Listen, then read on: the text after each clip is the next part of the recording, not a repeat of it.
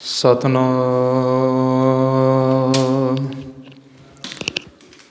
ਸ਼੍ਰੀ ਵਾਹਿਗੁਰੂ ਸਾਹਿਬ JIO. ਸ੍ਰੀ ਨਾਨਕ ਤੇ ਆਦਿ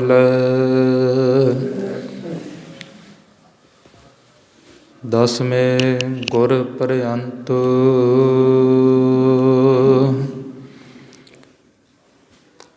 ਬਾਰੰਬਾਰ ਮਮ ਵੰਦਨਾ।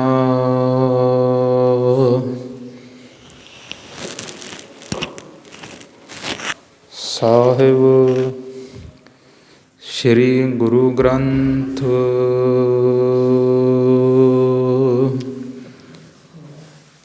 ਜਿਸ ਮਹਿ ਅੰਮ੍ਰਿਤ ਗਿਆਨ ਹੈ,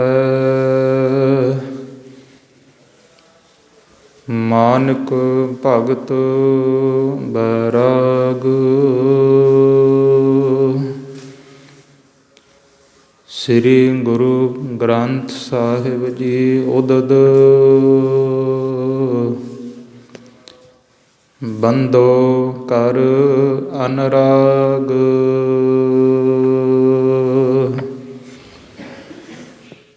ਏਕ ਓਂਕਾਰ ਸਤਿਗੁਰੂ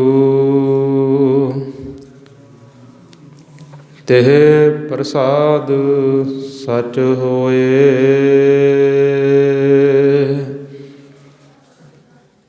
ਵਾਹਿਗੁਰੂ ਜੀ ਕੀ ਫਤਿਹ ਹੈ।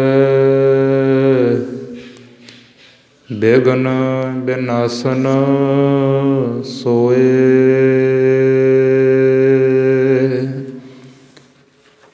ਵਾਹਿਗੁਰੂ ਜੀ ਕੀ ਫਤਿਹ ਹੈ।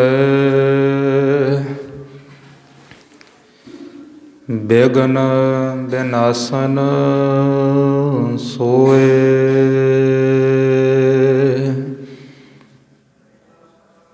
ਪਤਿਤ ਪਾਵਨ ਭਗਤ ਵਛਲ ਨਾਥਾਨ ਨਾਥ ਅੰਤਰਜਾਮੀ ਗਰੀਬ ਨਿਵਾਜ ਸਤਿਗੁਰੂ ਸਾਹਿਬ ਸ੍ਰੀ ਗੁਰੂ ਗ੍ਰੰਥ ਸਾਹਿਬ ਜੀ ਮਹਾਰਾਜ ਹਜ਼ੂਰ ਦੇ ਚਰਨਾਂ ਅੰਦਰ ਜੁੜ ਬੈਠੀ ਗੁਰੂ ਸਵਾਰੀ ਗੁਰੂ ਖਾਲਸਾ ਸਾਧ ਸੰਗਤ ਜੀਓ, ਬੜ ਭਾਗੇ ਹੋ ਜੋ ਨਿਤਾ ਪ੍ਰਤੀ ਗੁਰਦੇਵ ਸਤਿਗੁਰੂ ਸੱਚੇ ਪਾਤਸ਼ਾਹ ਸਾਹਿਬ ਸ੍ਰੀ ਗੁਰੂ ਗ੍ਰੰਥ ਸਾਹਿਬ ਜੀ ਦੇ ਚਰਨਾਂ ਅੰਦਰ ਜੁੜ ਕਰਕੇ ਹਜ਼ੂਰ ਦੇ ਦਰਸ਼ਨ ਦੀਦਾਰ ਕਰਦੇ ਹੋ ਔਰ ਮਹਾਰਾਜ ਦੇ ਪਾਵਨ ਸਥਾਨ ਦੀ ਸੇਵਾ ਸਿਮਰਨ ਕਰਨ ਦਾ ਸੰਗਤ ਜੀ ਸੁਭਾਗ ਸਮਾਂ ਆਪ ਗੁਰਸਿੱਖ ਸੰਗਤਾਂ ਨੂੰ ਪ੍ਰਾਪਤ ਹੁੰਦਾ ਹੈ। ਸੋ ਆਓ ਜੋ ਲੜੀਵਾਰ ਨੌਵੇਂ ਪਾਤਸ਼ਾਹ ਬੈਰਾਗ ਤੇ ਤਿਆਗ ਦੀ ਮੂਰਤ ਸਤਿਗੁਰੂ ਤਿਲਕ ਜੰਝੂ ਰਾਖਾ ਪ੍ਰਭ ਤਾਂ ਕਾ ਕੀਨੋ ਵੱਡੋ ਕਲੂ ਮੈਂ ਸਾਕਾ। ਐਸੇ ਸਤਿਗੁਰੂ ਧੰਨ ਸ੍ਰੀ ਗੁਰੂ ਤੇਗ ਬਹਾਦਰ ਸਾਹਿਬ ਜੀ ਮਹਾਰਾਜ ਤਿੰਨਾਂ ਸਤਿਗੁਰਾਂ ਦੀ ਪਾਵਨ ਮੁਖਾਰਬਿੰਦ ਰਸਨਾ ਤੋਂ ਉਚਾਰਨ ਕੀਤੇ ਹੋਏ ਜੋ ਨੌਵੇਂ ਮਹੱਲੇ ਦੇ ਸਲੋਕ ਜਿਨ੍ਹਾਂ ਨੂੰ ਅਸੀਂ ਭੋਗ ਦੇ ਸਲੋਕ ਕਰਕੇ ਵੀ ਕਥਨ ਕਰਦੇ ਹਾਂ। ਸਲੋਕਾਂ ਦੀ ਲੜੀਵਾਰ ਸੰਗਤ ਜੀ ਕਥਾ ਵਿਚਾਰ ਚੱਲ ਰਹੀ ਹੈ। ਸੋ ਜਿੰਨੇ ਵੀ ਸਿੱਖ ਸੰਗਤ ਦੇ ਰੂਪ ਅੰਦਰ ਸਤਿਗੁਰੂ ਦੇ ਚਰਨਾਂ ਵਿੱਚ ਸਵਾਏਮਾਨ ਹੋ, ਸਾਰੇ ਆਪਣੀ ਰਸਨਾ ਨੂੰ ਪਵਿੱਤਰ ਕਰੀਏ। ਕਿਉਂਕਿ ਸੰਗਤ ਜਿਹੜੀ ਰਸਨਾ ਹੈ ਨਾ ਤਾਂ ਇਹ ਜਲ ਦੇ ਨਾਲ ਪਵਿੱਤਰ ਹੁੰਦੀ ਹੈ ਨਾ ਕਿਸੇ ਹੋਰ ਸਾਧਨ ਦੇ ਨਾਲ। ਸਤਿਗੁਰੂ ਸਾਹਿਬ ਧੰਨ ਸ੍ਰੀ ਗੁਰੂ ਗ੍ਰੰਥ ਸਾਹਿਬ ਜੀ ਮਹਾਰਾਜ ਆਪਣੀ ਰਸਨਾ ਤੋਂ ਆਪ ਹਜ਼ੂਰ ਕਥਨ ਕਰਦੇ ਨੇ, ਨਾਮ ਕਹਿਤ ਗੋਬਿੰਦ ਕਾ ਸੋਚੀ ਪਈ ਰਸਨਾ। ਕਿ ਜਿਸ ਵੇਲੇ ਸੰਗਤ ਜੀ ਕੋਈ ਜੀਵ ਜਗਿਆਸੂ ਉਸ ਪਰਮੇਸ਼ਰ ਦੇ ਨਾਮ ਨੂੰ ਅਰਾਧਦਾ ਹੈ, ਸਤਿਗੁਰੂ ਦਾ ਭਜਨ ਕਰਦਾ ਹੈ, ਆਪਣੀ ਰਸਨਾ ਤੋਂ ਵਾਹਿਗੁਰੂ ਵਾਹਿਗੁਰੂ ਵਾਹਿਗੁਰੂ ਉਚਾਰਨ ਕਰਦਾ ਹੈ, ਸੱਚੇ ਪਾਤਸ਼ਾਹ ਜੀ ਕਹਿੰਦੇ ਉਸ ਵੇਲੇ ਇਹ ਰਸਨਾ ਪਵਿੱਤਰ ਹੁੰਦੀ ਹੈ। ਸੋ ਆਓ ਸੰਗਤ ਜੀ, ਸਾਰੇ ਗੁਰਸਿੱਖ ਮਿਲ ਕਰਕੇ ਬੜੇ ਅਦਬ ਪਿਆਰ ਸਤਿਕਾਰ ਸਹਿਤ ਸਤਿਗੁਰਾਂ ਨੂੰ ਸੀਸ ਝੁਕਾਉਂਦਿਆਂ ਹੋਇਆਂ, ਸਤਿਗੁਰੂ ਨੂੰ ਨਮਸਕਾਰ ਕਰਦਿਆਂ ਹੋਇਆਂ ਸਭ ਗੁਰਸਿੱਖ ਸੰਗਤ ਉਚਾਰਨ ਕਰੋ ਜੀ, ਸਤਿਨਾਮ ਸ੍ਰੀ ਵਾਹਿਗੁਰੂ ਸਾਹਿਬ ਜੀਓ। ਸਤਿਨਾਮ ਸ੍ਰੀ ਵਾਹਿਗੁਰੂ ਸਾਹਿਬ ਜੀਓ। ਧੰਨ ਧੰਨ ਜਹ ਤਉ ਕਉ ਦਿਓ, ਤਾ ਸਿਉ ਨਿਹੁ ਨ ਕੀਨ। ਕਹੋ ਨਾਨਕ ਨਰ ਬਾਵਰੇ, ਹਵ ਕਿਉ ਡੋਲਤ ਦੀਨ। ਤਨ ਦਾਰਾ ਸੰਪਤ ਸਗਲ, ਜਿਨ ਆਪਣੀ ਕਰ ਮਾਨ। ਇਨ ਮੈਂ ਕਛ ਸੰਗੀ ਨਹੀਂ, ਨਾਨਕ ਸਾਚੀ ਜਾਨ। ਤਨ ਦਾਰਾ ਸੰਪਤ ਸਗਲ, ਜਿਨ ਆਪਣੀ ਕਰ ਮਾਨ। ਇਨ ਮੈਂ ਕਛ ਸੰਗੀ ਨਹੀਂ, ਨਾਨਕ ਸਾਚੀ ਜਾਨ। ਵਾਹਿਗੁਰੂ ਜੀ ਕਾ ਖਾਲਸਾ, ਵਾਹਿਗੁਰੂ ਜੀ ਕੀ ਫਤਿਹ। ਸਤਿਗੁਰੂ ਸੱਚੇ ਪਾਤਸ਼ਾਹ ਸ੍ਰੀ ਗੁਰੂ ਤੇਗ ਬਹਾਦਰ ਸਾਹਿਬ ਜੀ ਸੰਗਤ ਜੀ ਉਪਦੇਸ਼ ਦੀ ਬਖਸ਼ਿਸ਼ ਕਰਦੇ ਨੇ। ਜੋ ਇਹ ਸਤਿਗੁਰੂ ਮਹਾਰਾਜ ਜੀ ਦੇ 9ਵੇਂ ਮਹੱਲੇ ਦਾ 5ਵਾਂ ਸ਼ਲੋਕ ਹੈ। ਸੱਚੇ ਪਾਤਸ਼ਾਹ ਜੀ ਜੀਵ ਨੂੰ ਉਪਦੇਸ਼ ਦਿੰਦੇ ਹੋਏ ਬਖਸ਼ਿਸ਼ ਕਰਦੇ ਨੇ ਕਿ ਇਹ ਜੀਵ ਤੂੰ ਸੰਸਾਰ ਦੇ ਵਿੱਚ ਆਇਆ। ਜਿਸ ਵੇਲੇ ਸੰਗਤ ਜੀ ਜੀਵ ਸੰਸਾਰ ਵਿੱਚ ਆਇਆ, ਆਪਾਂ ਸਭ ਨੂੰ ਗਿਆਤ ਹੈ ਕਿ ਉਸ ਵੇਲੇ ਜੀਵ ਦੇ ਕੋਲ ਧਨ ਪਦਾਰਥ ਨਾਮ ਦੀ ਚੀਜ਼ ਤੇ ਬਹੁਤ ਵੱਖਰੀ ਗੱਲ ਹੈ। ਜੀਵ ਦੇ ਸਰੀਰ ਉੱਪਰ ਕੋਈ ਵਸਤਰ ਵੀ ਨਹੀਂ ਸੀ। ਵਸਤਰਾਂ ਤੋਂ ਹੀ ਨਾ ਜੀਵ ਸੰਸਾਰ ਵਿੱਚ ਆਇਆ, ਤੇ ਜਿਸ ਵੇਲੇ ਜਾਵੇਗਾ ਤਾਂ ਉਸ ਵੇਲੇ ਵੀ ਸੰਗਤ ਜੀ ਜੀਵ ਸੰਸਾਰ ਤੋਂ ਖਾਲੀ ਹੱਥ ਜਾਵੇਗਾ। ਪਰ ਸਤਿਗੁਰੂ ਜੀ ਕਹਿੰਦੇ ਜੀਵ ਤੇ ਐਸੀ ਸੰਸਾਰ ਦੀ ਮੋਹ ਮਾਇਆ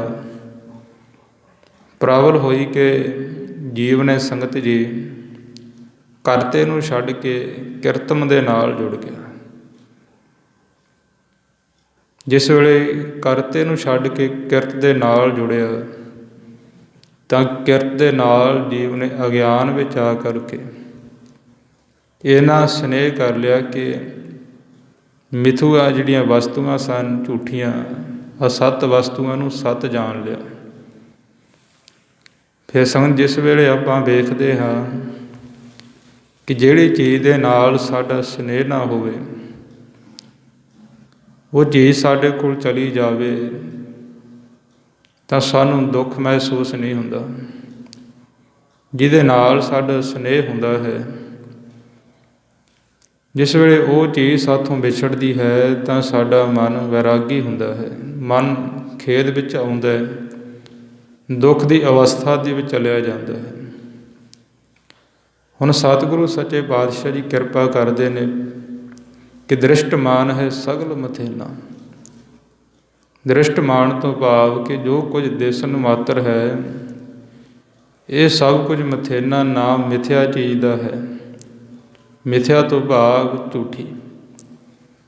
ਜੇਕਰ ਸੰਗਤ ਜੀ ਕੋਈ ਆਪਾਂ ਨੂੰ ਵਸਤੂ ਦੇਵੇ ਸਮਝਣ ਵਾਸਤੇ, ਉਹ ਕਹਿ ਦੇਵੇ ਭਾਈ ਇਹ ਵਸਤੂ ਹੈ ਬੜੀ ਦੁਰਲੱਭ, ਇਹ ਬੜੀ ਕੀਮਤੀ ਬੇਸ਼ੁਮਾਰ ਵਸਤੂ ਹੈ, ਪਰ ਖਾਸ ਇਹਦੇ ਵਿੱਚ ਇਹ ਹੈ ਕਿ ਤੇਰੇ ਕੋਲ ਕੁਝ ਪਲਾਂ ਵਾਸਤੇ ਹੈ, ਤਾਂ ਸੰਗਤ ਜੀ ਸਾਡਾ ਫਿਰ ਉਸ ਚੀਜ਼ ਦੇ ਨਾਲ ਸੁਨੇਹ ਨਹੀਂ ਬਣੇਗਾ। ਅਸੀਂ ਕਹਾਂਗੇ ਇਹ ਚੀਜ਼ ਨੇ ਸਾਡੇ ਕੋਲ ਚਲਿਆ ਜਾਣਾ ਹੈ, ਜਿਹੜੀ ਚੀਜ਼ ਨੇ ਜਾਣੀ ਹੈ ਉਹਦੇ ਨਾਲ ਕਾਹਦਾ ਸੁਨੇਹ ਕਰਨਾ ਹੈ। ਸਤਿਗੁਰੂ ਜੀ ਕਹਿੰਦੇ ਜੀਵ ਅਗਿਆਨ ਵਿੱਚ ਆ ਕਰਕੇ ਮਿਥਿਆ ਵਸਤੂਆਂ ਨੂੰ ਸੱਚ ਜਾਣ ਕੇ ਉਹਨਾਂ ਦੇ ਨਾਲ ਸੁਨੇਹ ਕਰਨ ਲੱਗ ਪਿਆ। ਹੁਣ ਹਜ਼ੂਰ ਸੱਚੇ ਪਾਤਸ਼ਾਹ ਜੀ ਉਪਦੇਸ਼ ਦਿੰਦੇ ਨੇ ਕਿ ਜੀਵ ਵੇਖ, ਧਨ ਦਾਰਾ ਸੰਪਤ ਸਾਗਲ, ਜਿਨੇ ਆਪਣੀ ਕਰ ਮਾਣ। ਧਨ ਤੋਂ ਭਾਵ ਹੈ ਮਾਇਆ, ਦਾਰਾ ਤੋਂ ਭਾਵ ਨਾਮ ਇਸਤਰੀ, ਸੰਪਦ ਨਾਮ ਹੈ ਸੰਗਤ ਜੀ ਜੋ ਵੀ ਬਰਤਨ ਦੇ ਵਿੱਚ ਪਦਾਰਥ ਹੁੰਦੇ ਨੇ, ਜਿਵੇਂ ਗੱਡੀਆਂ ਕਹਿ ਲਓ, ਘੋੜੇ ਕਹਿ ਲਵੋ, ਰੱਥ, ਜੋ ਸਾਡੀ ਵਿਭੂਤੀ ਹੈ ਉਹਨੂੰ ਸੰਪਤ ਕਿਹਾ ਜਾਂਦਾ ਹੈ। ਮਹਾਰਾਜ ਜੀ ਕਹਿੰਦੇ ਧਨ ਦਾਰਾ ਸੰਪਤ ਸਗਲ। ਸਗਲ ਤੋਂ ਭਾਵ ਕਿ ਸਾਰੀ। ਜਿਹਨੇ ਆਪਣੀ ਕਰ ਮਾਨ, ਹਜ਼ੂਰ ਕਹਿੰਦੇ ਹੈ ਅਗਿਆਨੀ ਜੀਵ, ਜਿਹਨੂੰ ਤੂੰ ਜਿਨ ਆਪਣੀ ਕਰ ਮਾਨ, ਜਿਹੜੀਆਂ ਵਸਤੂਆਂ ਨੂੰ ਤੂੰ ਆਪਣੀ ਕਰਕੇ ਮੰਨੀ ਬੈਠਾ ਹੈ, ਧਨ ਨੂੰ ਆਪਣਾ ਮੰਨਿਆ ਹੈ, ਇਸਤਰੀ ਨੂੰ ਆਪਣਾ, ਪਰਿਵਾਰ ਨੂੰ ਆਪਣਾ, ਹੋਰ ਜਿਹੜੇ ਮਾਇਕੀ ਪਦਾਰਥ ਨਾਸਵੰਤ ਨੇ ਉਹਨਾਂ ਨੂੰ ਸੱਤ ਜਾਣ ਕੇ ਆਪਣੇ ਮੰਨੀ ਬੈਠਾ ਹੈ। ਮਹਾਰਾਜ ਜੀ ਕਹਿੰਦੇ ਇਹ ਤੇਰੇ ਨਹੀਂ, ਇਹ ਮਿਥਿਆ ਨੇ। ਸੱਚੇ ਪਾਤਸ਼ਾਹ ਜੀ ਅੱਗੇ ਸੰਗਤ ਜੀ ਗੁਰੂ ਸਾਹਿਬ ਬੜੇ ਵਿਸਥਾਰ ਦੇ ਨਾਲ ਕਿਰਪਾ ਕਰਦੇ ਨੇ। ਇਨ ਮੈਂ ਕਛ ਸੰਗੀ ਨਹੀਂ, ਨਾਨਕ ਸਾਚੀ ਜਾਨ।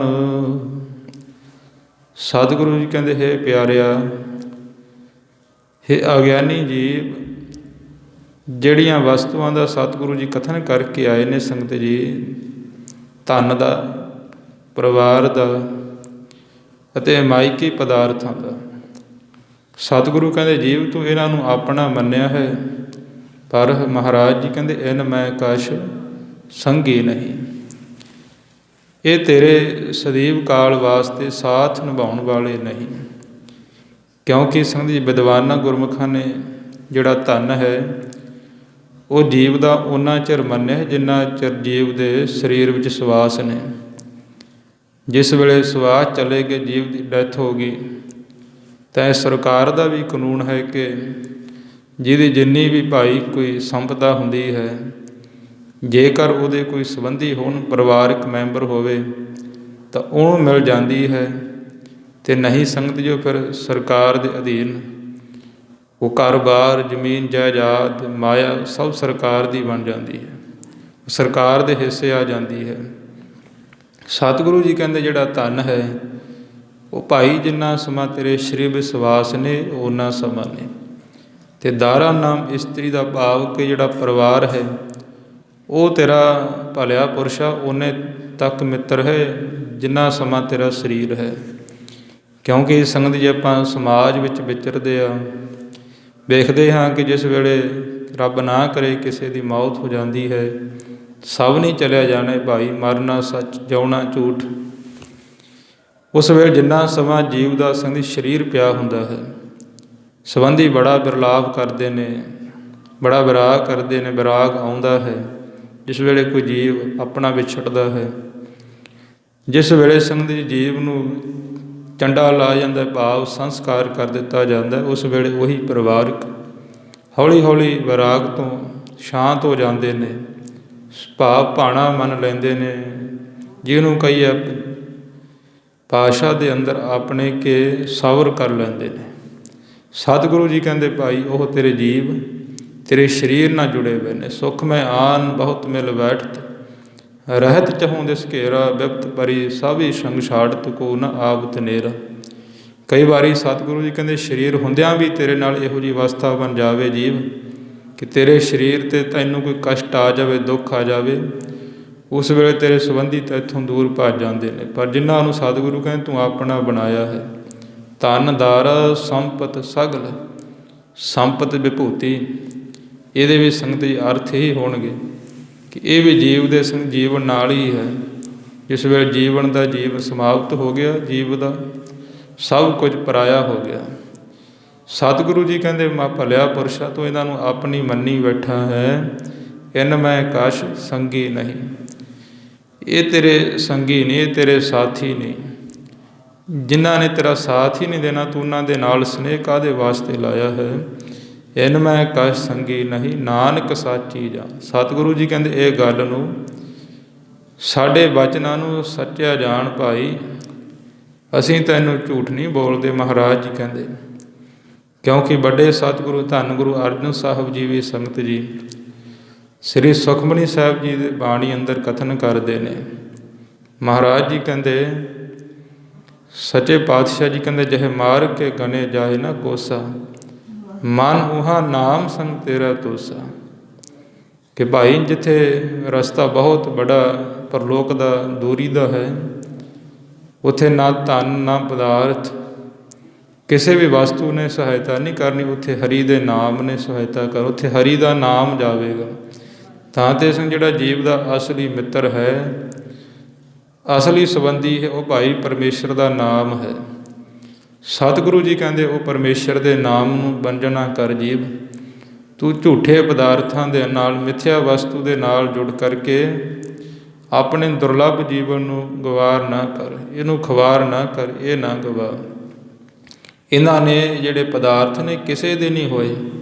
ਇੱਥੇ ਵੱਡੇ ਵੱਡੇ ਰਾਜੇ ਆਏ, ਸਭ ਖਾਲੀ ਹੱਥੀ ਚਲੇ ਗਏ, ਸਭ ਨੇ ਖਾਲੀ ਹੱਥੀ ਜਾਣਾ ਹੈ। ਕਿ ਜਿਸ ਵੇਲੇ ਸੰਗਦੀ ਸਿਕੰਦਰ ਬਾਦਸ਼ਾਹ ਹੋਇਆ, ਜੀ ਨੇ ਪੂਰੇ ਵਿਸ਼ਵ 'ਤੇ ਰਾਜ ਕੀਤਾ ਹੈ, ਸਮਰਾਟ ਚੱਕਰਵਰਤੀ ਰਾਜਾ ਸੀ। ਕਿ ਜਿਸ ਵੇਲੇ ਉਹ ਆਪਣੀ ਰਾਜਧਾਨੀ ਜਾ ਰਿਹਾ ਸੀ ਰੂਸ ਦੇ ਅੰਦਰ, ਤਾਂ ਰੂਸ ਦੀ ਰਾਜਧਾਨੀ ਗਲੀਸ ਹੈ, ਉੱਥੇ ਅਸੀਂ ਸਮੁੰਦਰ ਜਾਂਦਾ ਹੈ। ਸਮੁੰਦਰ ਦੇ ਵਿੱਚ ਬੈਠਾ, ਬੇੜੇ ਦੇ ਵਿੱਚ ਬੈਠਾ ਸਿਕੰਦਰ ਬਾਦਸ਼ਾਹ ਜੀ, ਕਿਸੇ ਜੀਵ ਜੰਤੂ ਨੇ ਸਿਕੰਦਰ ਬਾਦਸ਼ਾਹ ਦੇ ਸਰੀਰ ਨੂੰ ਡੰਗ ਮਾਰਿਆ, ਭਾਵ ਕੋਈ ਆਪਣੇ ਮੂੰਹ ਦੇ ਨਾਲ ਸਿਕੰਦਰ ਬਾਦਸ਼ਾਹ ਦੇ ਸਰੀਰ ਨੂੰ ਛੂਹ ਲਿਆ। ਅਤੇ ਐਸੀ ਭਿਆਨਕ ਬਿਮਾਰੀ ਹੋ ਗਈ ਕਿ ਸਿਕੰਦਰ ਬਾਦਸ਼ਾਹ ਨੇ ਰਾਜ ਸਿੰਘਾਸਨ ਤੋਂ ਸੰਗਤ ਜੀ ਪਲੰਘੇ 'ਤੇ ਆ ਗਏ, ਬਿਮਾਰ ਅਵਸਥਾ ਹੋ ਗਈ। ਤਾਂ ਸਿਕੰਦਰ ਬਾਦਸ਼ਾਹ ਨੇ ਜਿੰਨੇ ਵੀ ਸੰਸਾਰ ਵਿੱਚ ਆਪਣੇ ਰਾਜ ਵਿੱਚ ਜਿੰਨੇ ਵੀ ਵੈਦ ਸਭ ਨੂੰ ਬੁਲਾਇਆ ਕਿ ਮੇਰਾ ਇਲਾਜ ਕਰੋ, ਮੈਨੂੰ ਬੜੀ ਦੁਰਲੱਭ ਤੋਂ ਦੁਰਲੱਭ ਦਵਾਈ ਦਿਓ।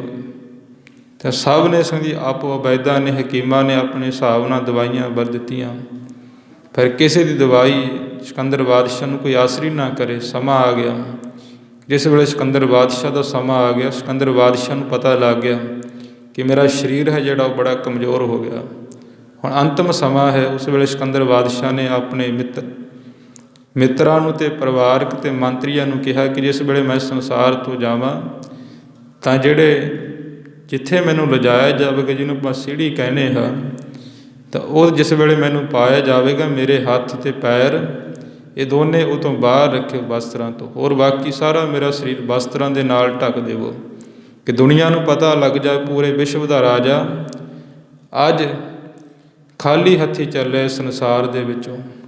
ਸੋ ਇਸ ਤੋਂ ਭਾਵ ਸੰਗਤ ਸਤਿਗੁਰੂ ਮਹਾਰਾਜ ਸੱਚੇ ਪਾਤਸ਼ਾਹ ਜੀ, ਧੰਨ ਗੁਰੂ ਤੇਗ ਬਹਾਦਰ ਸਾਹਿਬ ਜੀ ਨੂੰ ਬਾਰ-ਬਾਰ ਨਮਨ ਹੈ, ਜਿਹੜੇ ਸਤਿਗੁਰੂ ਸੱਚੇ ਪਾਤਸ਼ਾਹ ਨੇ ਇੰਨੇ ਮਹਾਨ ਬਚਨ ਗੁਰਸਿੱਖਾਂ ਦੀ ਝੋਲੀ ਵਿੱਚ ਪਾਏ। ਇਹਨਾਂ ਬਚਨਾਂ ਨੇ ਸੰਗਤ ਜੀ ਬਹੁਤ ਭਲੇ ਵੀ ਕੀਤੇ ਨੇ। ਨੌਵੇਂ ਪਾਤਸ਼ਾਹ ਜੋ ਜਿਸ ਵੇਲੇ ਪਹਿਲੇ ਗੁਰੂ ਨਾਨਕ ਸ੍ਰੀ ਗੁਰੂ ਨਾਨਕ ਸਾਹਿਬ ਜੀ ਮਹਾਰਾਜ ਦੀਨ ਦੁਖੀਆਂ ਦੇ ਦੁੱਖ ਦੂਰ ਕਰਨ ਵਾਲੇ, ਸੰਸਾਰ ਨੂੰ ਤਾਰਦੇ ਹੋਏ ਮਹਾਰਾਜ ਸੱਚੇ ਪਾਤਸ਼ਾਹ ਜੀ ਜਿਸ ਵੇਲੇ ਰੋਮ ਦੇਸ਼ ਪੁੱਜੇ ਨੇ, ਉੱਥੋਂ ਦਾ ਸੰਗਤ ਜੀ ਬਾਦਸ਼ਾਹ ਸੀ ਕੌਰੂ ਬਾਦਸ਼ਾਹ, ਜਿਹਨੇ 40 ਗੰਜ ਮਾਇਆ ਦੇ ਧਨ ਪਦਾਰਥ ਦੇ ਜੋੜੇ ਸਨ।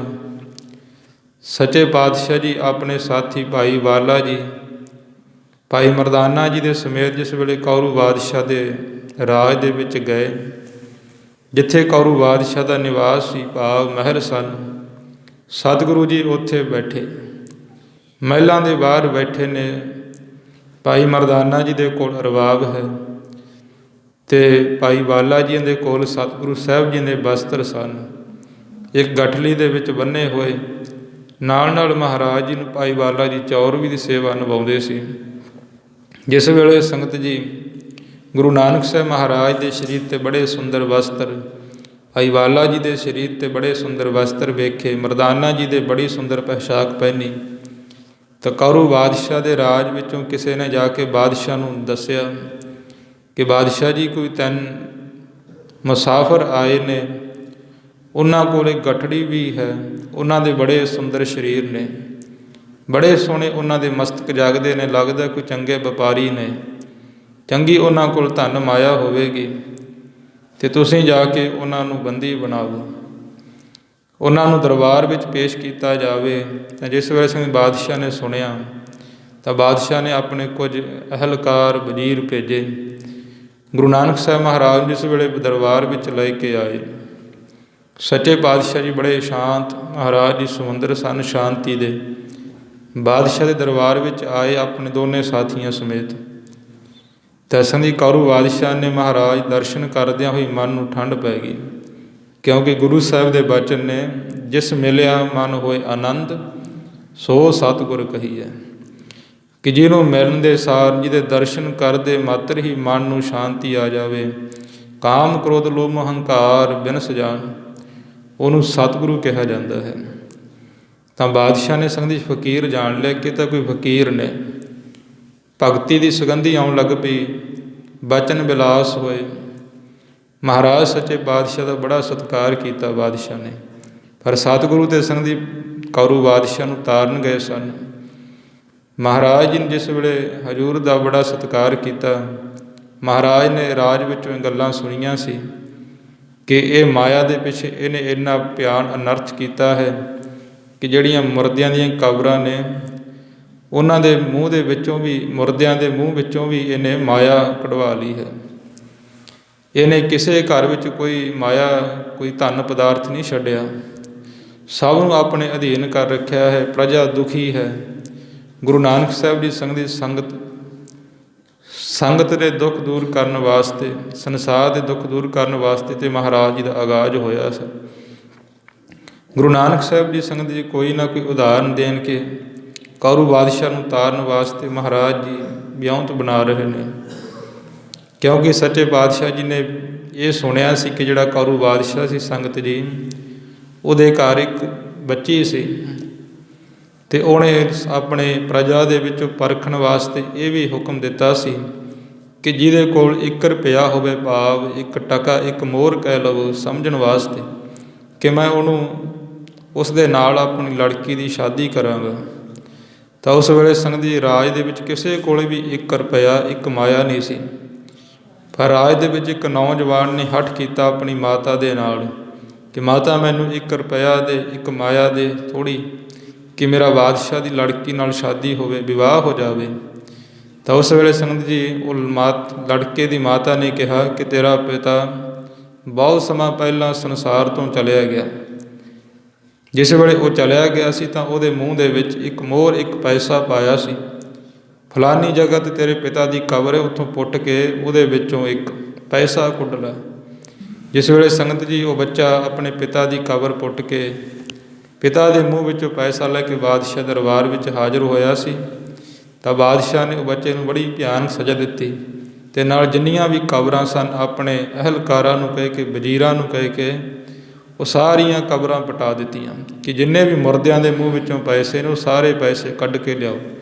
ਇੰਨਾ ਪਾਪ, ਇੰਨਾ ਨਰਕ ਧਰਤੀ 'ਤੇ ਕਰ ਰਿਹਾ ਸੀ। ਹੁਣ ਗੁਰੂ ਨਾਨਕ ਸਾਹਿਬ ਜੀ ਸੰਗਤ ਜੀ ਉਸ ਦੇ ਭਲੇ ਵਾਸਤੇ ਮਹਾਰਾਜ ਪੁੱਜੇ ਨੇ।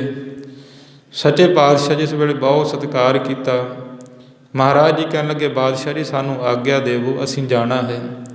ਤਾਂ ਸੰਗਤ ਜੀ ਬਾਦਸ਼ਾਹ ਦਾ ਮਹਾਰਾਜ ਨਾਲ ਮਿਲਾਪ ਕਰਕੇ ਇੰਨਾ ਮਨ ਆਨੰਦ ਵਿੱਚ ਹੋ ਗਿਆ ਕਿ ਗੁਰੂ ਸਾਹਿਬ ਜੀ ਨੂੰ ਜਾਣ ਨਾ ਦੇਵੇ ਕਿ ਸੱਚੇ ਪਾਤਸ਼ਾਹ ਮੈਂ ਤੁਹਾਡੇ ਤੋਂ ਬਿਨਾਂ ਰਹਿ ਨਹੀਂ ਸਕਦਾ। ਗੁਰੂ ਸਾਹਿਬ ਜੀ ਕਹਿਣ ਲੱਗੇ ਕਿ ਬਾਦਸ਼ਾਹ ਜੀ, ਅਸੀਂ ਤੁਹਾਨੂੰ ਕੋਈ ਆਪਣੀ ਨਿਸ਼ਾਨੀ ਦੇ ਜਾਂਦੇ ਹਾਂ ਕਿ ਉਹ ਨਿਸ਼ਾਨੀ ਤੁਸੀਂ ਵੇਖਿਆ ਕਰੋ ਅਤੇ ਸਾਡੇ ਤੁਹਾਨੂੰ ਪ੍ਰਤੱਖ ਦਰਸ਼ਨ ਹੋਇਆ ਕਰਨਗੇ ਅਤੇ ਨਾਲੇ ਸਾਡੀ ਯਾਦ ਬਣੀ ਰਿਹਾ ਕਰੇਗੀ। ਤਾਂ ਉਸ ਵੇਲੇ ਸੰਗਤ ਜੀ ਗੁਰੂ ਨਾਨਕ ਮਹਾਰਾਜ ਨੇ ਇਤਿਹਾਸਕਾਰ ਕਹਿੰਦੇ ਨੇ, ਸ੍ਰੀ ਗੁਰੂ ਨਾਨਕ ਪ੍ਰਕਾਸ਼ ਗ੍ਰੰਥ ਅੰਦਰ ਭਾਈ ਸਾਹਿਬ ਭਾਈ ਸੰਤੋਖ ਸਿੰਘ ਜੀ ਲਿਖਦੇ ਨੇ ਕਿ ਮਹਾਰਾਜ ਸੱਚੇ ਪਾਤਸ਼ਾਹ ਨੇ ਕੌਰੂ ਬਾਦਸ਼ਾਹ ਨੂੰ ਇੱਕ ਸੂਈ ਦਿੱਤੀ ਅਤੇ ਨਾਲੇ ਮਹਾਰਾਜ ਨੇ ਬਚਨ ਕੀਤੇ ਕਿ ਬਾਦਸ਼ਾਹ ਸਾਡੀ ਇਹ ਮਿੱਤਰਤਾ ਜਾਣ ਕੇ ਨਿਸ਼ਾਨੀ ਆਪਣੇ ਕੋਲ ਰੱਖਣੀ ਕਿ ਜਿਸ ਵੇਲੇ ਆਪਾਂ ਪਰਲੋਕ ਵਿੱਚ ਇਕੱਠੇ ਹੋਵਾਂਗੇ ਤਾਂ ਉਸ ਵੇਲੇ ਤੂੰ ਸਾਨੂੰ ਇਹ ਸੂਈ ਵਿਖਾ ਦੇਈਂ, ਅਸੀਂ ਸਮਝ ਲਾਂਗੇ ਕਿ ਸਾਡਾ ਇਹ ਲੋਕ ਦਾ ਮਿੱਤਰ ਹੈ, ਪਰ ਇਹਨੂੰ ਰੱਖਣੀ ਆਪਣੇ ਕੋਲ, ਹਰ ਵੇਲੇ ਆਪਣੇ ਨਾਲ ਰੱਖਣੀ। ਤਾਂ ਜਿਸ ਵੇਲੇ ਸੰਗਤ ਜੀ ਬਾਦਸ਼ਾਹ ਨੇ ਮਹਾਰਾਜ ਨੂੰ ਵਿਦਾਇਗੀ ਦਿੱਤੀ, ਗੁਰੂ ਸਾਹਿਬ ਜੀ ਜੇ ਮਹਿਲਾਂ ਦੇ ਕੋਲ ਨੇ, ਤਾਂ ਬਾਦਸ਼ਾਹ ਦੇ ਮਨ ਵਿੱਚ ਵਿਰਾਗ ਬੜਾ ਹੋਇਆ ਕਿ ਗੁਰੂ ਮਹਾਰਾਜ ਜਾ ਰਹੇ ਨੇ। ਵਿਰਾਗੀ ਹੁੰਦਾ ਹੋਇਆ ਜਿਸ ਵੇਲੇ ਆਪਣੀ ਰਾਣੀ ਕੋਲ ਪਹੁੰਚਿਆ, ਰਾਣੀਆਂ ਬਹੁਤ ਨੇ, ਇੱਕ ਪਟਰਾਣੀ ਜਿਹੜੀ ਖਾਸ ਰਾਣੀ ਹੈ ਰਾਜੇ ਦੀ, ਬੜੀ ਪੜ੍ਹੀ ਲਿਖੀ ਹੈ, ਕਿਉਂਕਿ ਰਾਜੇ ਦੇ ਨਾਲ ਸੰਗਤ ਜੀ ਵਿਵਾਹ ਹੋਣਾ ਕੋਈ ਆਮ ਘਰ ਦੀ ਬੱਚੀ ਦੇ ਤੇ ਸ਼ਾਦੀ ਨਹੀਂ ਸੀ ਹੋ ਸਕਦੀ। ਜਿਸ ਵੇਲੇ ਰਾਣੀ ਦੇ ਕੋਲ ਗਿਆ, ਆਪਣੀ ਰਾਣੀ ਨੂੰ ਕਹਿਣ ਲੱਗਿਆ ਕਿ ਜਿਹੜੇ 3 ਫਕੀਰ ਆਏ ਸਨ ਕੱਲ੍ਹ, ਗੁਰੂ ਮਹਾਰਾਜ ਗੁਰੂ ਨਾਨਕ ਸਾਹਿਬ ਜੀ, ਉਹ ਸਾਨੂੰ ਕਿਰਪਾ ਕਰਕੇ ਉਹਨਾਂ ਨੇ ਸਾਡੇ ਜਿੱਥੇ ਬੜੀਆਂ ਬਖਸ਼ਾਂ ਕੀਤੀਆਂ ਨੇ, ਉੱਥੇ ਮੈਨੂੰ ਮਹਾਰਾਜ ਨੇ ਉਹ ਫਕੀਰ ਨੇ ਆਪਣਾ ਮਿੱਤਰ ਜਾਣ ਕੇ ਸੂਈ ਦਿੱਤੀ ਹੈ ਨਿਸ਼ਾਨੀ ਵਜੋਂ। ਅਤੇ ਨਾਲ ਉਹਨਾਂ ਨੇ ਵਚਨ ਵੀ ਕੀਤਾ ਹੈ ਕਿ ਸੂਈ ਨੂੰ ਆਪਣੇ ਕੋਲ ਰੱਖਣਾ ਕਿ ਜਿਸ ਵੇਲੇ ਆਪਾਂ ਪਰਲੋਕ ਵਿੱਚ ਇਕੱਠੇ ਹੋਵਾਂਗੇ ਤੂੰ ਸਾਨੂੰ ਇਹ ਸੂਈ ਵਿਖਾ ਦੇਵੀਂ, ਅਸੀਂ ਸਮਝ ਲਾਂਗੇ ਕਿ ਸਾਡੇ ਲੋਕ ਦੇ ਮਿੱਤਰ ਨੇ। ਤਾਂ ਸੰਗਤ ਜਿਹੜੀ ਰਾਣੀ ਸੀ ਬੜੀ ਸਮਝਦਾਰ ਸੀ, ਪਰਮਾਤਮਾ ਦਾ ਭਜਨ ਕਰਨ ਵਾਲੀ ਸੀ। ਉਹ ਰਾਜੇ ਨੂੰ ਕਹਿਣ ਲੱਗੀ ਕਿ ਪਤੀ ਦੇ ਮੈਨੂੰ क्षमा ਕਰਨਾ ਕਿ ਜਿਹੜੀ ਸੂਈ ਹੈ ਤਾਂ ਬੜੀ ਵੱਡੀ ਵਸਤੂ ਹੈ। ਰਾਣੀ ਕਹਿਣ ਲੱਗੀ ਸੰਗਤ ਰਾਜੇ ਨੂੰ ਕਿ ਪਤੀ ਦੇਵ ਵੇਖੋ, ਸੰਸਾਰ ਤੋਂ ਸਭ ਨੇ ਚਲਿਆ ਜਾਣਾ ਹੈ, ਕੋਈ ਰਾਜਾ ਭਾਵੇਂ ਕੋਈ ਪਰਜਾ, ਗੁਰੂ ਸਾਹਿਬ ਦੇ ਬਚਨ ਰਾਜਾ ਪਰਜਾ ਸਮ ਕਰ ਮਾਰੈ, ਐਸੋ ਕਾਲ ਬਡਾਨੀ ਰਹੇ। ਸੰਗਤ ਜੀ ਰਾਣੀ ਨੇ ਨਿਮਰਤਾ ਦੇ ਨਾਲ ਆਪਣੇ ਪਤੀ ਨੂੰ ਕਿਹਾ ਕਿ ਰਾਜਾ ਜੀ ਤੁਸੀਂ ਵੇਖਣਾ ਕਰੋ, ਤੁਸੀਂ ਵੀ ਰਾਜੇ ਹੋ, ਪੜ੍ਹੇ ਲਿਖੇ ਹੋ, ਨੀਤੀਵਾਨ ਹੋ, ਹਰ ਵਿੱਦਿਆ ਤੁਸੀਂ ਸੰਪੰਨ ਹੋ ਕਿ ਜਿਸ ਵੇਲੇ ਜੀਵ ਸੰਸਾਰ ਤੋਂ ਆਉਂਦਾ ਹੈ ਉਸ ਵੇਲੇ ਵੀ ਖਾਲੀ ਹੱਥ, ਕਿ ਜਿਸ ਵੇਲੇ ਜਾਂਦਾ ਹੈ ਉਸ ਵੇਲੇ ਵੀ ਖਾਲੀ ਹੱਥ, ਇੱਥੋਂ ਤੱਕ ਕਿ ਜੀਵ ਦੇ ਨਾਲ ਜਿਹੜਾ ਜੀਵ ਦਾ ਸਰੀਰ ਪੈਦਾ ਹੋਇਆ ਅਸਥੂਲ ਸਰੀਰ, ਉਹ ਵੀ ਇੱਥੇ ਹੀ ਰਹਿ ਜਾਣਾ ਹੈ, ਸੂਖਮ ਸਰੀਰ ਨੇ ਤੇ ਆਤਮਾ ਨੇ ਹੀ ਜਾਣਾ ਹੈ। ਤਾਂ ਜਿਸ ਵੇਲੇ ਸੰਗਤ ਰਾਜੇ ਨੂੰ ਇਉਂ ਕਿਹਾ ਰਾਣੀ ਨੇ, ਹੁਣ ਜਿਸ ਵੇਲੇ ਕੋਈ ਆਪਣਾ ਕਹਿੰਦਾ ਹੈ, ਆਪਣੇ ਦਾ ਤੇ ਪਰਾਏ ਦਾ ਸੰਗਤ ਬੜਾ ਫਰਕ ਹੁੰਦਾ ਹੈ। ਜਿਸ ਵੇਲੇ ਕੋਈ ਆਪਣਾ ਸਮਝਾਉਂਦਾ ਛੇਤੀ ਸਮਝ ਆ ਜਾਂਦੀ ਹੈ, ਪਤਾ ਹੁੰਦਾ ਜੀਵ ਨੂੰ ਕਿ ਮੇਰੇ ਇਹਦੇ ਵਿੱਚ ਭਲਾ ਹੈ। ਪਰਾਏ ਦੀ ਕਈ ਵਾਰੀ ਸਾਨੂੰ ਚੰਗੀ ਗੱਲ ਵੀ ਬੁਰੀ ਲੱਗਦੀ ਹੈ। ਅਤੇ ਜਿਸ ਵੇਲੇ ਰਾਣੀ ਨੇ ਇਹ ਗੱਲ ਕਹੀ, ਰਾਜਾ ਵੈਰਾਗੀ ਹੋ ਗਿਆ, ਮਨ ਵਿੱਚ ਵੈਰਾਗ ਤੇ ਗੁਰੂ ਸਾਹਿਬ ਦਰਸ਼ਨਾਂ ਕਰਕੇ ਪਹਿਲੀ ਸੀ, ਹੁਣ ਹੋਰ ਵੈਰਾਗ ਹੋ ਗਿਆ, ਲੋਹਾ ਪਿੰਗਲ ਗਿਆ। ਤਾਂ ਭੱਜ ਕੇ ਗੁਰੂ ਨਾਨਕ ਸਾਹਿਬ ਦੇ ਚਰਨਾਂ ਵੱਲ ਦੌੜਦਾ ਹੈ, ਮਹਾਰਾਜ ਦੇ ਪਿੱਛੇ ਦੌੜ ਪਿਆ। ਸਤਿਗੁਰੂ ਹਜੇ ਰਾਜ ਦੇ ਵਿੱਚ ਹੀ ਨੇ, ਜਾ ਕੇ ਚਰਨ ਫੜ ਲਏ ਮਹਾਰਾਜ ਕਿ ਜਿਹੜੀ ਸੂਈ ਮੈਨੂੰ ਤੁਸੀਂ ਦੇ ਕਰਕੇ ਆਏ ਹੋ ਸੱਚੇ ਪਾਤਸ਼ਾਹ, ਉਹ ਸੂਈ ਤਾਂ ਇੱਥੇ ਹੀ ਰਹਿ ਜਾਵੇਗੀ, ਪਰਲੋਕ ਨੂੰ ਤੇ ਮੇਰਾ ਸਰੀਰ ਅਸਥੂਲ ਸਰੀਰ, ਮੋਟਾ ਸਰੀਰ ਵੀ ਨਹੀਂ ਜਾਣਾ, ਜਿਹਨੂੰ ਸੰਗਤ ਆਪਾਂ ਵੇਖ ਰਹੇ ਹਾਂ ਇਹਨੂੰ ਅਸਥੂਲ ਸਰੀਰ ਕਿਹਾ ਜਾਂਦਾ ਹੈ। ਇੱਕ ਸਾਡੇ ਅੰਦਰ ਸੂਖਮ ਸਰੀਰ ਹੁੰਦਾ ਹੈ, ਇੱਕ ਸਾਡੇ ਅੰਦਰ ਕਾਰਨ ਸਰੀਰ ਹੁੰਦਾ ਹੈ। 3 ਦੇਹਾਂ ਮੰਨੀਆਂ ਵਿਦਵਾਨਾਂ ਨੇ, 3 ਪ੍ਰਕਾਰ ਦੇ ਹੀ ਕਰਮ ਮੰਨੇ ਨੇ। ਫਿਰ ਚੌਥੀ ਹੈ ਆਤਮਾ। ਜਿਸ ਤਰ੍ਹਾਂ ਆਪਾਂ ਸਮਝੀ ਇੱਕ ਬਦਾਮ ਹੁੰਦਾ ਹੈ, ਬਦਾਮ ਦੇ ਉੱਪਰ ਪਹਿਲਾਂ ਸੰਗਤ ਜੀ ਮੋਟੀ ਜਿਹੜਾ ਬਦਾਮ ਦੀ ਕਿਰਿਆ ਹੁੰਦੀ ਹੈ, ਮੋਟੀ ਹਿੜਕ ਉਹਨੂੰ ਕਹਿੰਦੇ ਹਾਂ ਅਸੀਂ। ਜਿਸ ਵੇਲੇ ਅਸੀਂ ਉਹਨੂੰ ਭੰਨਦੇ ਹਾਂ ਤਾਂ ਵਿੱਚੋਂ ਉਹਦੇ ਇੱਕ ਬਦਾਮ ਦੀ ਗਿਰੀ ਨਿਕਲਦੀ ਹੈ। ਜਿਸ ਵੇਲੇ ਅਸੀਂ ਗਿਰੀ ਨੂੰ ਜੇਕਰ ਰਾਤ ਨੂੰ ਚਾਹੋ ਦਿਨੇ ਪਾਣੀ ਦੇ ਵਿੱਚ ਭਿਉਂ ਦਈਏ ਤਾਂ ਗਿਰੀ ਦੇ ਉੱਪਰ ਇੱਕ ਕਬਰ ਹੋਰ ਨਿਕਲੇਗਾ। ਤੀਸਰੀ ਫਿਰ ਇੱਕ ਵਾਈਟ ਕਲਰ ਚਿੱਟੇ ਕਲਰ ਦੀ ਗਿਰੀ ਨਿਕਲੇਗੀ। ਭਾਵ ਵਿਦਵਾਨਾਂ ਨੇ ਸਮਝਣ ਵਾਸਤੇ ਜੀਵ ਨੂੰ ਦੱਸਿਆ ਕਿ ਜੀਵ ਤੇਰੀਆਂ ਵੀ ਇਸ ਪ੍ਰਕਾਰ ਤਿੰਨ ਦੇਹਾਂ ਨੇ, ਕਾਰਨ, ਸੂਖਮ ਅਤੇ ਅਸਥੂਲ।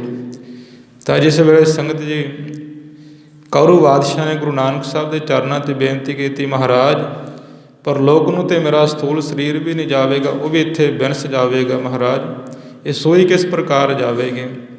ਤਾਂ ਗੁਰੂ ਸਾਹਿਬ ਜੀ ਸੰਗਤ ਜੀ ਹੱਸ ਕੇ ਕਹਿਣ ਲੱਗੇ ਕਿ ਬਾਦਸ਼ਾਹ ਫਿਰ ਜਿਹੜੀਆਂ ਕਬਰਾਂ ਪਟਾ ਕਰਕੇ ਲੋਕਾਂ ਦੀ ਕਿਰਤ ਦੀ ਕਮਾਈ ਤੂੰ ਖੋਹ ਕਰਕੇ ਦੁਖੀ ਕੀਤਾ ਹੈ, 40 ਗੰਜ ਇਹ ਮਾਇਆ ਦੇ ਜੋੜੇ ਨੇ, ਲੋਕਾਂ ਦੇ ਕੋਲ ਧਨ ਪਦਾਰਥ ਇਕੱਠਾ ਕੀਤਾ ਹੈ, ਲੋਕਾਂ ਨੂੰ ਮਾਰਿਆ ਅਤੇ ਕੁੱਟਿਆ ਹੈ, ਫਿਰ ਉਹ ਧਨ ਪਦਾਰਥ ਕਿਹਦੇ ਵਾਸਤੇ ਜੋੜਿਆ ਹੈ।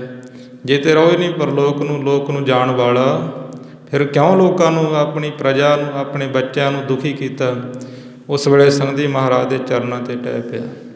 ਬਾਦਸ਼ਾਹ ਕਹਿਣ ਲੱਗਿਆ, ਮਹਾਰਾਜ ਕਿਰਪਾ ਕਰੋ, ਮੇਰਾ ਭਲਾ ਕਰੋ, ਮੇਰਾ ਜੀਵਨ ਸਫਲ ਕਿਵੇਂ ਹੋਵੇ।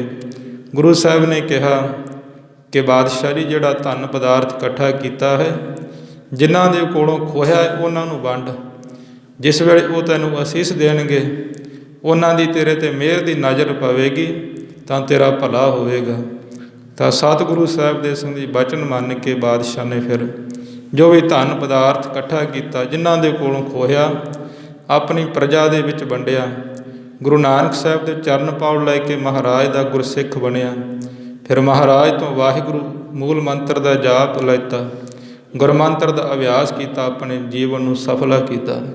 ਸੋ ਸੰਗਤ ਜੀ ਕਹਿਣ ਤੋਂ ਭਾਵ ਕਿ ਗੁਰੂ ਸਾਹਿਬ ਨੇ ਸੰਗਤ ਦੀ ਮਾਇਆ, ਧਨ ਪਦਾਰਥ, ਸੰਪਦਾ, ਘਰ-ਬਾਰ ਤਿਆਗਣ ਨੂੰ ਨਹੀਂ ਕਿਹਾ ਮਹਾਰਾਜ ਨੇ, ਪਰ ਸੱਚੇ ਪਾਤਸ਼ਾਹ ਜੀ ਕਹਿੰਦੇ ਕਰਤੇ ਨੂੰ ਨਹੀਂ ਛੱਡਣਾ, ਕਿਰਤਮ ਦੇ ਨਾਲ ਨਹੀਂ ਜੁੜਨਾ, ਕਰਤੇ ਦੇ ਨਾਲ ਜੁੜਨਾ ਹੈ। ਸੋ ਜਿਹੜੇ ਧਨ ਪਦਾਰਥ ਨੇ ਵਰਤਣ ਵਾਸਤੇ ਨੇ, ਇਹ ਜੀਵ ਦੀਆਂ ਲੋੜਵੰਦ ਵਸਤੂਆਂ ਨੇ, ਕਿਉਂਕਿ ਜਿਹੜਾ ਜੀਵ ਸੰਸਾਰ ਵਿੱਚ ਆਇਆ ਭਾਈ, ਹਰੇਕ ਜੀਵ ਨੂੰ ਖਾਣ ਵਾਸਤੇ ਭੋਜਨ ਦੀ ਵੀ ਜ਼ਰੂਰਤ ਹੈ, ਹਰੇਕ ਬੰਦੇ ਨੂੰ ਪਹਿਨਣ ਵਾਸਤੇ ਸੰਗੀ ਵਸਤਰ ਵੀ ਚਾਹੀਦੇ ਨੇ, ਅਤੇ ਮਾਇਆ ਤੋਂ ਬਿਨਾਂ ਤਾਂ ਇਹ ਪਦਾਰਥ ਵੀ ਨਹੀਂ ਆ ਸਕਦੇ। ਸੋ ਇਸ ਪ੍ਰਕਾਰ ਭਾਈ ਜੇਕਰ ਜੀਵ ਆਪਣਾ ਜਿਹੜਾ ਲਕਸ਼ ਹੈ ਉਹਨੂੰ ਭੁੱਲ ਕੇ ਇਹਨਾਂ ਦੇ ਪਿੱਛੇ ਦੌੜ ਜਾਵੇ, ਇਹਨਾਂ ਵਿੱਚ ਖਚਿਤ ਹੋ ਜਾਵੇ, ਫਿਰ ਸਤਿਗੁਰੂ ਮਹਾਰਾਜ ਨੇ ਉਹਨਾਂ ਜੀਵ ਦੇ ਭਲੇ ਵਾਸਤੇ ਪੰਗਤੀਆਂ ਉਚਾਰਨ ਕੀਤੀਆਂ। ਇਹ ਸ਼ਬਦ ਉਚਾਰਨ ਕੀਤਾ, ਧਨ ਦਾਰਾ ਸੰਪਤ ਸਗਲ ਜਨ ਆਪਣੀ ਕਰਮਾਨ, ਕਿ ਭਲਿਆ ਪੁਰਸ਼ਾ ਧਨ ਪਦਾਰਥ ਕਰਵਾਰ, ਜਿਹਨੂੰ ਤੂੰ ਆਪਣੀ ਮੰਨੀ ਬੈਠਾ ਹੈ, ਇਨ ਮੈਂ ਕਾ ਸੰਗੀ ਨਹੀਂ, ਨਾਨਕ ਸਾਚੀ ਜਾਣ। ਗੁਰੂ ਸਾਹਿਬ ਕਹਿੰਦੇ ਇਹ ਭਾਈ ਤੇਰੇ ਸੰਗੀ ਅੰਤ ਨੂੰ ਸਾਥੀ ਨਹੀਂ, ਇਹ ਗੱਲ ਸਾਡੀ ਹਿਰਦੇ ਵਿੱਚ ਸੱਚੀ ਜਾਣਨਾ ਕਰ। ਸੋ ਕਹਿਣ ਤੋਂ ਭਾਵ ਸੰਗਤ ਜੀ ਕਿ ਜੀਵ ਨੇ, ਗੁਰੂ ਨਾਨਕ ਸਾਹਿਬ ਸੱਚੇ ਪਾਤਸ਼ਾਹ ਨੇ ਆਪਣੇ ਗੁਰਸਿੱਖਾਂ ਨੂੰ ਕਿਰਤ ਕਰਨ ਦਾ, ਨਾਮ ਜਪਣ ਦਾ, ਵੰਡ ਕੇ ਛਕਣ ਦਾ ਉਪਦੇਸ਼ ਦਿੱਤਾ ਹੈ। ਮਹਾਰਾਜ ਨੇ ਵਿਹਲੇ ਬੈਠ ਕੇ ਕਿਸੇ ਕੋਲੋਂ ਖੋਹਣ ਦਾ, ਚਾਹੇ ਹੋਰ ਸੰਗਤ ਦੀ ਠੱਗੀਆਂ ਚੋਰੀਆਂ ਕਰਨ ਦਾ ਉਪਦੇਸ਼ ਨਹੀਂ ਦਿੱਤਾ। ਸੋ ਗੁਰੂ ਸਾਹਿਬ ਜੀ ਕਿਰਪਾ ਕਰਨ, ਪਰ ਸੰਗਤ ਦੀ ਨਾਮ ਨੂੰ ਜਪਣ ਵਾਸਤੇ ਜੀਵ ਸੰਸਾਰ ਵਿੱਚ ਆਇਆ ਹੈ, ਨਾਮ ਦਾ ਵਪਾਰ, ਨਾਮ ਦਾ ਧਨ ਇਕੱਠਾ ਕਰਨ ਵਾਸਤੇ ਆਇਆ। ਕਾਚਾ ਧਨ ਜਿਹੜਾ ਹੈ ਉਹ ਨਹੀਂ ਇਕੱਠਾ ਕਰਨਾ। ਗੁਰੂ ਸਾਹਿਬ ਦੇ ਬਚਨ ਨੇ, ਕਾਚਾ ਧਨ ਸੰਚ ਹੈ ਮੂਰਖ ਗਵਾਰ, ਮਨਮੁਖ ਭੁੱਲੇ ਅੰਧ ਗਵਾਰ, ਵਿਖਿਆ ਕੈ ਧਨ ਸਦਾ ਦੁੱਖ ਹੋਏ, ਨਾ ਸਾਥ ਜਾਏ ਨਾ ਪ੍ਰਾਪਤ ਹੋਏ। ਮਹਾਰਾਜ ਜੀ ਕਹਿੰਦੇ ਜਿਹੜਾ ਲੋਭ ਲਾਲਚ ਵਿੱਚ ਆ ਕੇ ਧਨ ਇਕੱਠਾ ਕੀਤਾ ਹੈ ਭਾਈ, ਜਿਹੜਾ ਆਪਣੀ ਮਿਹਨਤ ਤੋਂ ਬਿਨਾਂ ਨਹੀਂ ਇਕੱਠਾ ਕੀਤਾ, ਜਿਹੜਾ ਕਿਰਤ ਤੋਂ ਬਿਨਾਂ ਨਹੀਂ ਇਕੱਠਾ ਕੀਤਾ, ਉਹ ਤਾਂ ਦੁੱਖ ਦੇਣ ਵਾਲਾ ਹੈ। ਲੋਕ ਵਿੱਚ ਵੀ ਦੁੱਖ ਦੇਵੇਗਾ ਅਤੇ ਪਰਲੋਕ ਵਿੱਚ ਤੇ ਸਜ਼ਾ ਮਿਲਣੀ ਹੈ ਪਾਪਾਂ ਦੀ। ਸੋ ਗੁਰੂ ਸਾਹਿਬ ਦੀ ਸੰਗਤ ਜੀ ਕਿਰਪਾ ਕਰਨ। 5ਵੇਂ ਸ਼ਲੋਕ ਦੀ ਇੱਥੇ ਸਮਾਪਤੀ ਹੈ। ਮਹਾਰਾਜ ਸਭ ਨੂੰ ਗੁਰਸਿੱਖੀ ਨਾਮ ਬਾਣੀ ਜਿਹੜਾ ਮਹਾਰਾਜ ਨੇ ਉਪਦੇਸ਼ ਬਖਸ਼ਿਆ ਹੈ, ਸਭ ਦੇ ਹਿਰਦੇ ਵਿੱਚ ਸੱਚੇ ਪਾਤਸ਼ਾਹ ਜੀ ਵਸਾਉਣ ਦਾ ਆਪ ਹੀ ਯਤਨ ਕਰਨ। ਹੋਈਆਂ ਤਮਾਮ ਭੁੱਲਾਂ ਦੀ ਖਿਮਾ। ਆਓ ਮਹਾਰਾਜ ਜੀ ਦੇ ਜਿਹੜਾ ਸ਼ਲੋਕ ਉਚਾਰਨ ਕੀਤਾ, ਜਿਹਦੀ ਵਿਚਾਰ ਹੋਈ ਹੈ, ਕਿਉਂਕਿ ਸੰਪਰਦਾ ਮਰਜ਼ਾਦਾ ਹੈ ਕਿ ਜਿਸ ਵੇਲੇ ਸਮਾਪਤੀ ਹੁੰਦੀ ਹੈ ਤਾਂ ਸਮਾਪਤੀ ਦੀਆਂ ਪੰਗਤੀਆਂ ਪੜ੍ਹ ਕੇ ਫਿਰ ਸੰਗਤ ਸਮਾਪਤੀ ਕੀਤੀ ਜਾਂਦੀ ਹੈ। ਸਾਰੀਆਂ ਸੰਗਤਾਂ ਯਤਨ ਕਰਿਆ ਕਰੋ ਕੰਠ ਕਰਨ ਦਾ ਸ਼ਬਦ ਨੂੰ, ਸਾਰੀਆਂ ਸੰਗਤਾਂ ਆਪਣੀ ਰਸਨਾ ਦੇ ਨਾਲ ਉਚਾਰਨ ਦਾ ਯਤਨ ਕਰਿਆ ਕਰੋ, ਜਿਨ੍ਹਾਂ ਦੇ ਭਾਈ ਸ਼ਲੋਕ ਯਾਦ ਨੇ, ਕਿਉਂਕਿ ਆਪਾਂ ਤਕਰੀਬਨ ਮਹੀਨੇ ਦੇ 30-31 ਦਿਨਾਂ ਦੇ ਵਿੱਚ ਹਰ ਵਾਰੀ ਹੀ ਗੁਰੂ ਸਾਹਿਬ ਜੀ ਦੀਆਂ ਪਾਵਨ ਬਾਣੀ ਸ਼ਰਵਣ ਕਰਦੇ ਰਹਿੰਦੇ ਹਾਂ। ਸਭ ਉਚਾਰਨ ਕਰੋ, ਧਨ ਦਾਰ ਸੰਪਤ ਸਗਲ ਜਿਨ ਆਪਣੀ ਕਰ ਮਾਨ। ਇਨ ਮੈਂ ਕਛ ਸੰਗੀ ਨਹੀਂ, ਨਾਨਕ ਸਾਚੀ ਜਾਨ। ਵਾਹਿਗੁਰੂ ਜੀ ਕਾ ਖਾਲਸਾ, ਵਾਹਿਗੁਰੂ ਜੀ ਕੀ ਫਤਿਹ।